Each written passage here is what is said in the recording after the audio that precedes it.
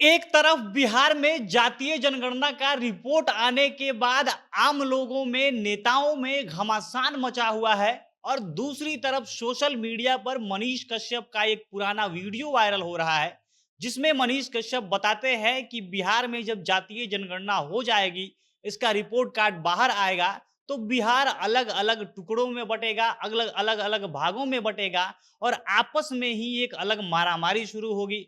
सब लोगों में आपस में जातीय मतभेद शुरू हो जाएगा, सब एक दूसरे को नीचा दिखाएँगे, एक दूसरे के दुश्मन बन जाएँगे। इसमें वो बताते हैं कि इंग्लैंड में सबसे पहले जातीय जनगणना क्यों नहीं हुई, जबकि अंग्रेज़ों ने ही इसकी शुरुआत की थी। वो लोग भारत में जातीय जनगणना करवाते हैं और भारत को अलग-अलग टुकड़ों में बाँट देते हैं और यही चीज़ बिहार में भी हो जाएगा जब जातीय जनगणना का रिपोर्ट कार्ड आएगा और ऐसा ही होता हुआ लगभग अभी दिख रहा है। सारे जो अलग-अलग जातियों के रिप्रेजेंटेटिव है, जो नेता है वो नाराज़ चल रहे हैं, कोई इस पर सवाल उठा रहा है, कोई कह रहा है कि जानबूझकर इस जो जनगणना में घोटाला किया गया है, हमारी संख्या को कम कर दी गई है। तमाम तरह की अलग-अलग लड़ाई हो रही है और तब लोग इस वीडियो को शेयर करके लिख रहे हैं कि मनीष कश्यप ने पहले ही भविष्यवाणी कर दी थी कि ऐसा होगा और यही चीज़ सही साबित हो रहा है। मनीष ने तो सब पहले ही बता दिया था। अब मनीष के उस वीडियो में क्या कुछ है, उसकी सच्चाई क्या है, कब की वीडियो है, हर चीज़ विस्तार से वीडियो में आगे बताएँगे और उससे पहले नमस्कार, जनता जंक्शन देख रहे हैं आप और मैं हूँ सन्नी मिश्रा। कैमरे के पीछे हमारे साथी विशाल खड़े हैं। मनीष कश्यप का एक वीडियो वायरल होता है। वीडियो में दिखता है कि वो लाल ड्रेस में दिख रहे हैं और लड़कों के बीच में वहाँ पे तमाम बच्चे-बच्चियाँ बैठी हुई हैं। उनके बीच में वो कुछ बोल रहे हैं, उनको एड्रेस कर रहे हैं, समझा रहे हैं और जो वीडियो में दिख रहा है ऐसा लग रहा है कि किसी स्कूल का या कोचिंग का वीडियो हो। वीडियो में जो पीछे की दीवारें दिख रही हैं, जो दरवाज़ा दिख रहा है उसको देखकर लग रहा है कि शायद सरकारी स्कूल हो, क्योंकि पीछे की गुलाबी दीवारें और जो ब्लू कलर का दरवाज़ा होता है सरकारी स्कूलों में वैसा ही दिख रहा है। लेकिन दूसरा चीज़ यहाँ पे जो खटकता है, ख़ास तरीके से वहाँ पे एक सजावट करके रखा गया है। साथ-साथ जो बच्चे-बच्चियाँ बैठे हुए हैं, कुछ लोग खड़े हैं, वहाँ पर अलग-अलग तरह के ब्लू कलर की जो फाइबर की कुर्सियाँ आती है, वो लगी हुई हैं और इसको देखकर लगता है कि शायद ये स्कूल नहीं हो, कोई कोचिंग हो, जिसकी दीवारें ऐसे सरकारी स्कूल जैसे दिख रही हैं।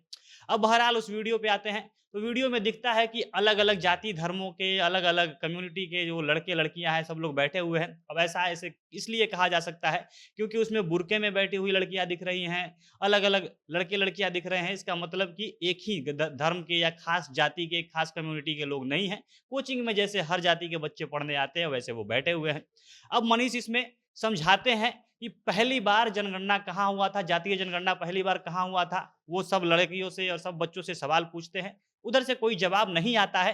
तब मनीष बताते हैं कि सबसे पहले अंग्रेजों ने जातीय जनगणना करवाया था और वो भारत में हुआ था। एक प्रयोग के रूप में उन्होंने भारत में जातीय जनगणना करवाया और इसका नतीजा हुआ कि भारत के टुकड़े-टुकड़े हो गए।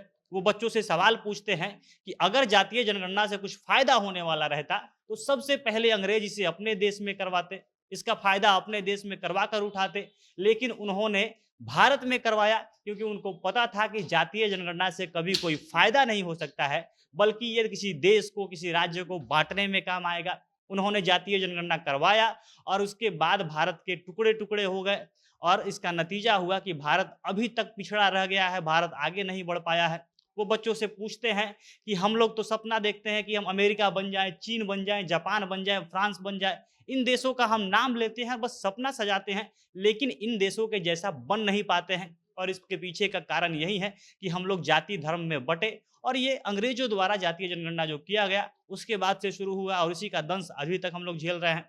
इसके बाद वो बिहार पे आते हैं कि बिहार के लोग भी अभी वही कर रहे हैं, जो बिहार के नेता लोग हैं, वो लगे हुए हैं कि यहाँ पे जातीय जनगणना हो जाए और इससे बिहार को बेहद नुकसान होने वाला है। बिहार को इसका कोई फ़ायदा नहीं मिलेगा, इससे सिर्फ़ राजनेताओं को फ़ायदा है। वो लोग चाहते हैं कि अपना जो जातीय वोट बैंक है, वो साध सके, जो भी जातियाँ हैं अलग-अलग उनको बरगला कर अपने हिस्से में कर सके, अपना उनका वोट ले सके। इसलिए ये लोग जानबूझकर जातीय जनगणना के पीछे पड़ा है।